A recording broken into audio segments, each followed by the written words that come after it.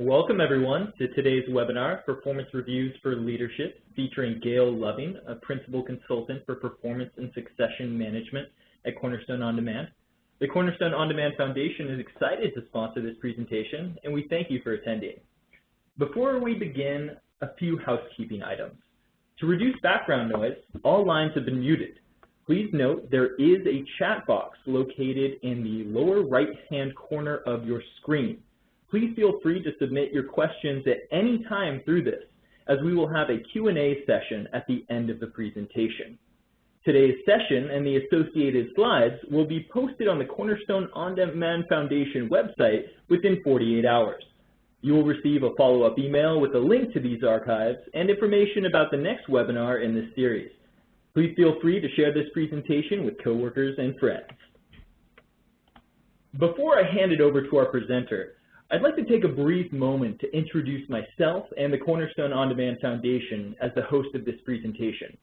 My name is Justin Waddell, and I am the Associate Manager of Nonprofit Empowerment with the Foundation, which was launched in 2009 in an effort to provide learning and talent management technology and pro bono HR consulting services to the nonprofit sector, both domestically and abroad.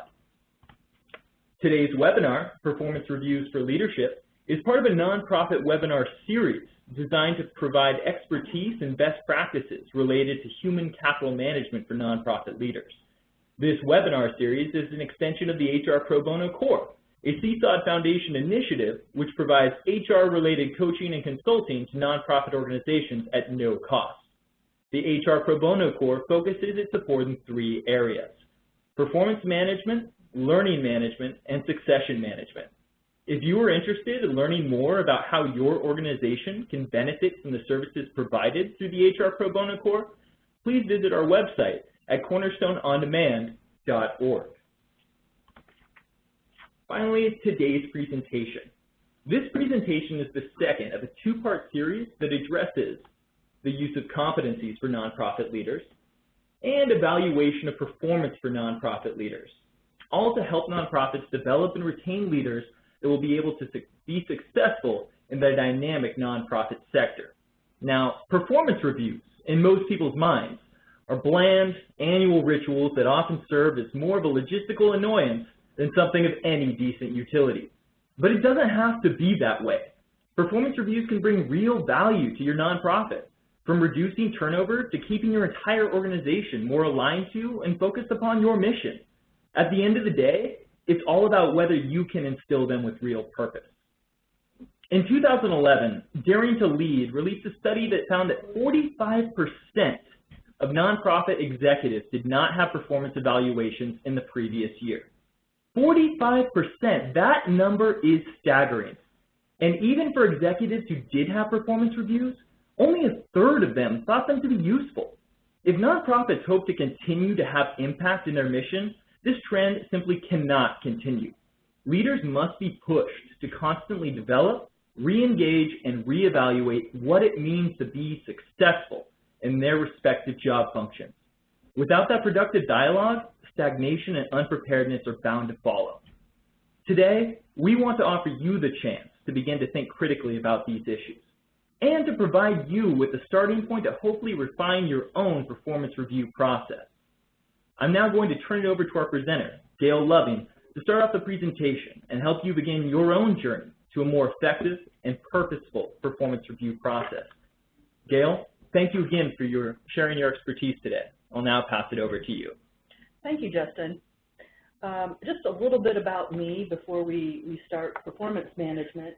I'm a principal consultant here at Cornerstone for Performance and Succession, and I've spent the last 8 or so years operating my own consulting firm, and have been working with clients over the last 20 years to help them implement talent management processes and technology. And I'm very happy to be here today to talk to you about performance management. So in today's session, we're going to talk about the basics of performance management, performance in the nonprofit environment, the strategic elements of performance management, the annual review process, and that leads me to our performance management framework. So this slide I know is a little bit busy, but I think it paints a good picture, which is that we have usually a talent strategy, how we want to manage our talent in an organization, and that usually leads us to some type of performance strategy. Are we doing performance management in order to just know who the top performers are and eliminate the low performers, or are we doing performance management as a coaching and feedback and development opportunity? And I think today's presentation is focused on making performance a development and feedback opportunity. And part of performance includes the things in this wheel that are the strategic elements. They include competencies, which we reviewed last month in our webinar, goal management, development plans, reviews and assessments, and then rewards, compensation or even non-monetary rewards. And all of those integrated together and working to support the performance strategy is going to lead to the kind of outcomes that we all want. Good employee engagement, retention of high potentials, right, and finding the right people and putting them in the right spot. This whole process is supported by several things: a career framework, which includes competencies and job descriptions, analytics and reporting. So how do we measure how engaged our staff, right, are? What kind of analytics do we want to monitor to make sure we're on the right path? Governance, and in large organizations, this is really almost a council of folks overlooking talent management. For smaller nonprofit organizations, it might be the executive director and the top senior leaders really monitoring how the talent processes work and how they're integrated. And usually it is supported by technology, especially for large organizations. Smaller organizations, technology is very helpful, but is probably not as required.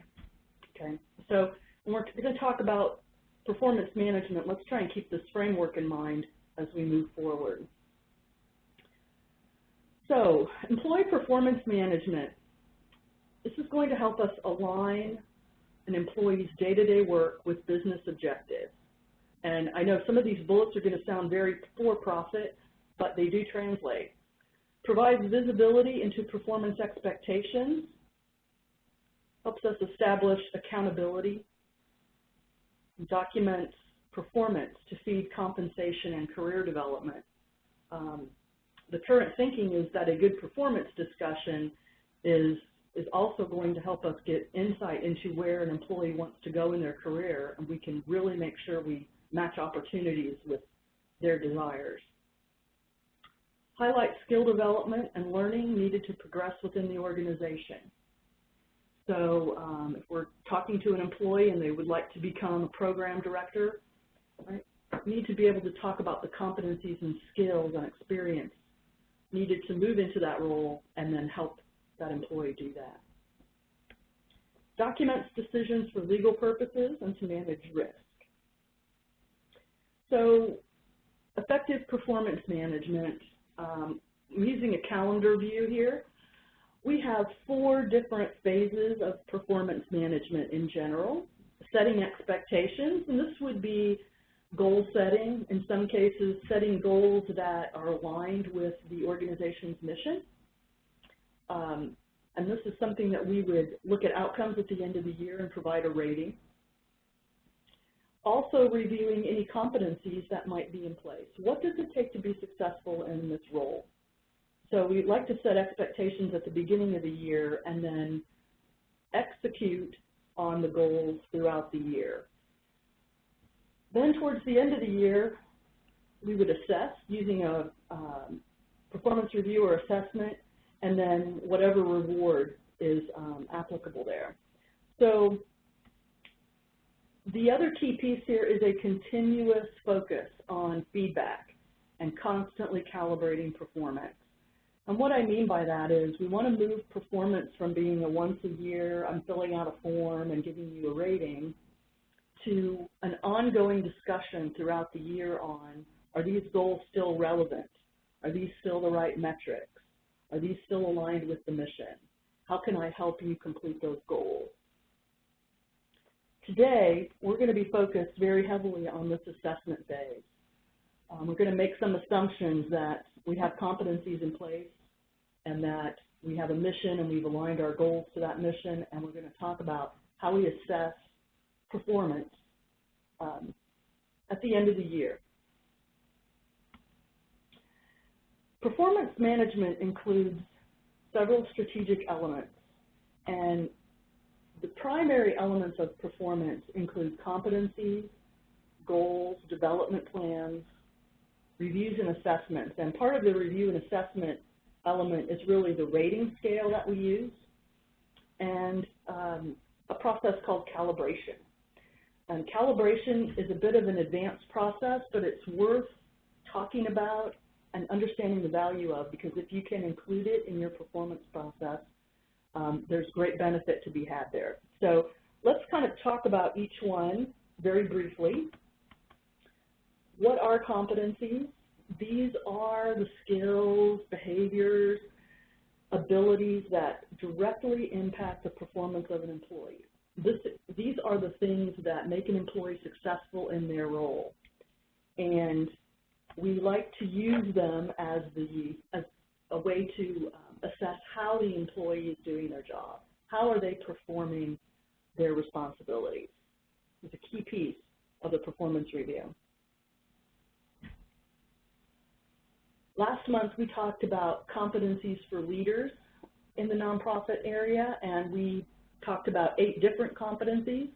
Clearly, we don't need to use all 8, but if you did your homework from last time and you picked a few that you think are appropriate, this would be what we would use in the performance review. Goals.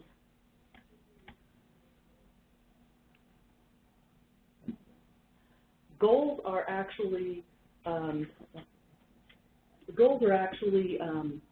specific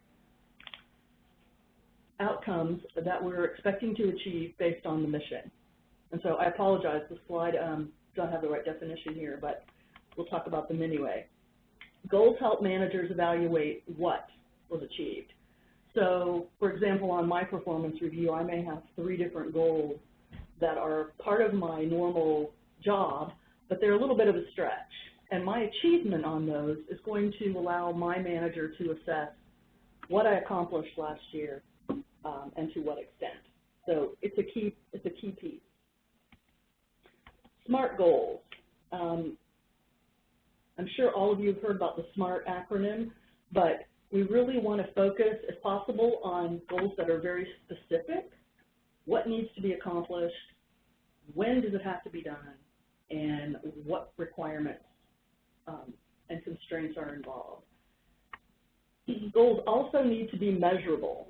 So just saying I'm going to increase sales, right, is not, or I'm going to increase participation in a certain program is not enough. We need to know how we're going to measure that. Actionable. We need to be able to describe how we're going to accomplish this goal. We need to use action verbs, be very specific, pointing back to the S in SMART. Realistic. And by realistic, I don't mean too easy and I don't mean too hard. This needs to be practical and achievable, but a little bit of a stretch. Right? It needs to push people a little bit outside of their comfort zone. And time-bound. We want a due date or a time period when this needs to be accomplished. This provides very specific expectations for employees, and everyone knows what's expected. Now, along with competencies and goals, we have development plans. These are personal action plans, and usually a manager and employee have a discussion, and they're going to identify long and short-term goals that are required for that individual to either become better in their current role or maybe move to a different role.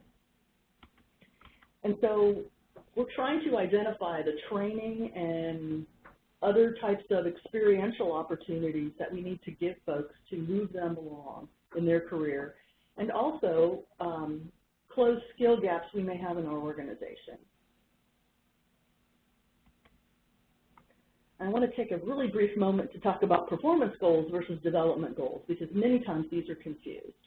I've seen on a performance review somebody has get an MBA as a performance goal, and that's probably clearly a developmental goal, but it's good to look at the difference. So we have on performance, it's a 1-year time frame. It's for the previous year only. And in development, that could go on 1 to 5 years, right, depending on how well laid out the career path is. Performance is very current. It's what I'm currently doing now. It's part of my current role, whereas development might be development goals that are focused on where I want to be in a year or two. Performance goals are always within my job responsibilities. They may be stretched, but they're part of my current job responsibilities. Development is usually a goal that's going to help me close a gap in order to become better in my role, or it's going to help me move to a new role. And performance needs to align to an overall business objective, or I think in the case of most nonprofits, aligning it to the mission is what we want to think about here. And for development, those goals are usually aligned to either the future needs of the organization or to the future role that I'm trying to move to. Okay, so subtle differences, but very important. Outcomes are tied to business objectives. So the outcomes of my goals, my performance goals, should directly relate to maybe the overall goals of the organization that support the mission. And my development goals are measured against individual progress, not necessarily those of the organization. So now let's move on to what we've all been waiting for, and that's our reviews and assessments. Right? So we do assessments to evaluate an employee's performance for the previous year, and we use ratings and weights, and we get a nice number, and we sometimes use it for compensation planning. The other kind of reason to do an assessment is also to review performance, but also coach folks on how well they're doing, identify their strengths, identify areas for improvement, and ultimately increase engagement. We need to stress the alignment here. We use them to stress the alignment with what I do individually with the mission of the organization. And I think for most employees, being aligned with the mission is very, very empowering and very engaging. And if they see this alignment in a direct manner, it increases motivation. Okay? Great. Okay, so our annual reviews. Let's kind of take all these components that we've talked about and try and put them together into a sample annual review. We're going to evaluate how the employee did their job using competencies. We're going to evaluate what the employee accomplished. That's looking at their individual goals and their achievement. We're going to identify any development needs.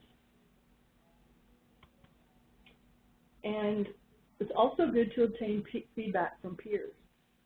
It's very motivating to obtain peer feedback, and I think also when you've got an organization where everyone's doing 2 to 3 different jobs on a 24-hour basis, a manager can't know everything. So getting input from folks that employees have worked with is very, very important. We're also going to take this review and we're going to use a rating scale. And the most important thing about a rating scale is consistency. I don't care how many points it is. I mean, I have people tell me, is it better to have 3 or 4 or 6 or 12? And it really doesn't matter. What matters is, are you consistent and is the scale defined well? So I'm going to give you an example of a 5-point scale. I happen to be very partial to 5-point scales. I think they provide a lot of differentiation in performance without being too complex. And I'm going to use where 5 is, we call it distinguished contributor, brings about measurable and lasting improvement.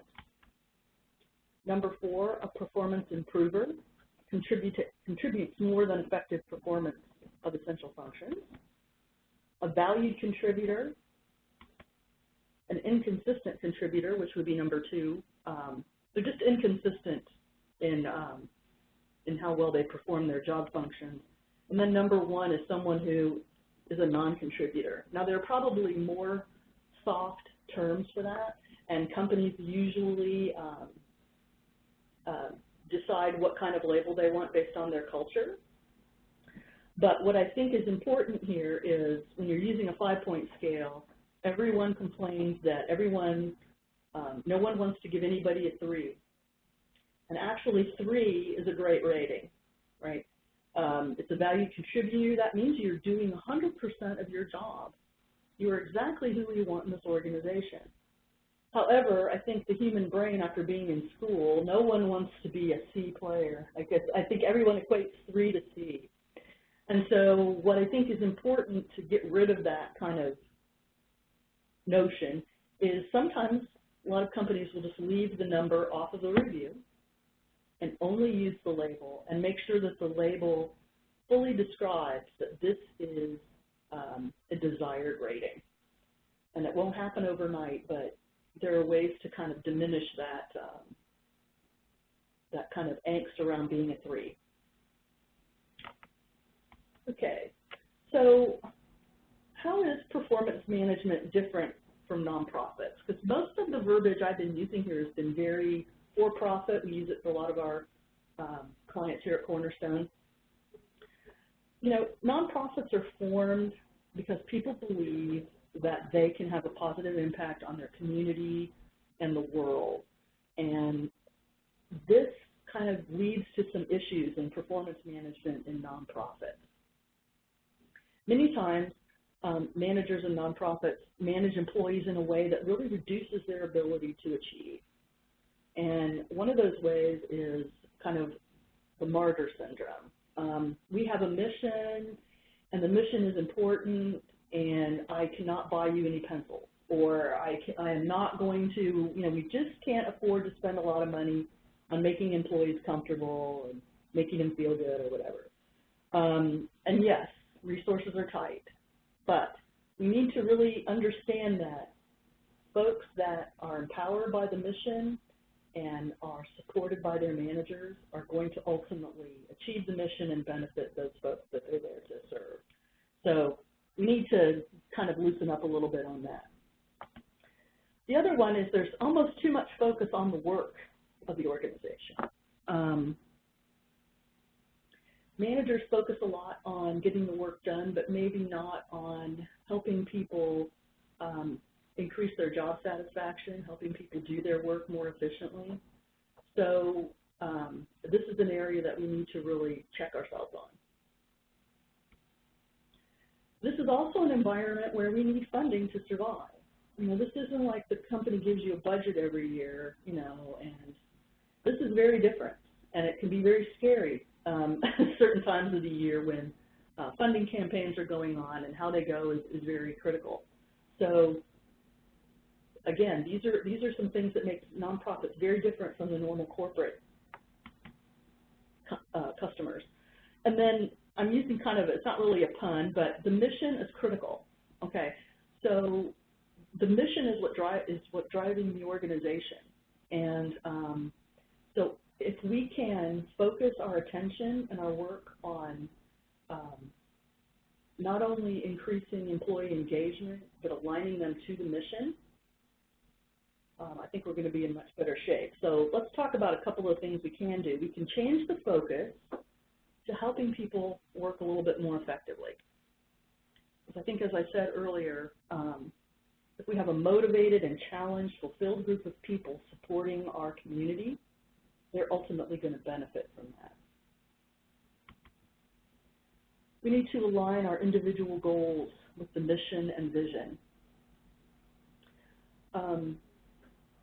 Just like we do in the for-profit where we align our individual goals with maybe the corporate strategic goals. We need to align it with the mission. It's going to encourage engagement, and I think ultimately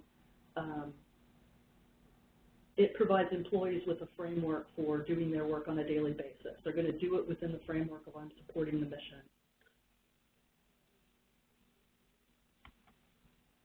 We need to focus on development. Now, I know development sometimes for some folks means dollars, and that doesn't have to be.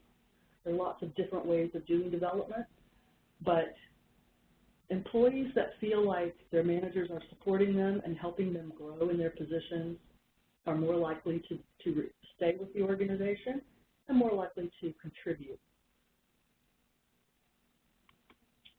Okay, so the annual review.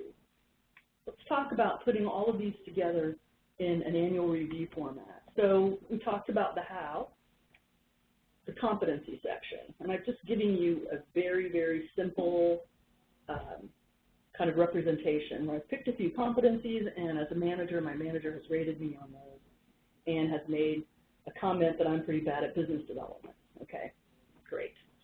So now we go to the what section. These are where the goals that I set at the beginning of the year, I have been rated on them.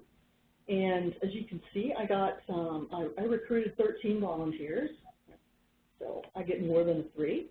And again, by increasing new donors by 2%, I didn't really do that. So, so that kind of feeds in with the comment I got on my competency.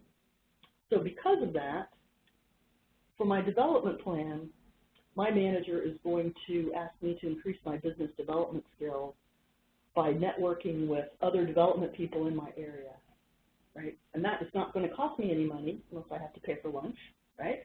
But it's going to be, you know, more experiential development, but also may really help me increase my business development skills and ultimately support the mission by increasing donors. Now let's talk about the process itself. We talked about the form, how, what, and development. This is a pretty standard process where we're going to prepare for the review. The employee is going to do a self-review on their own performance, and the manager solicits feedback from peers on how the person did. Then the manager is going to evaluate the employee, review the self, comments and the peer feedback, and completes the evaluation. We'd like, if possible, to have some kind of a calibration or a review step.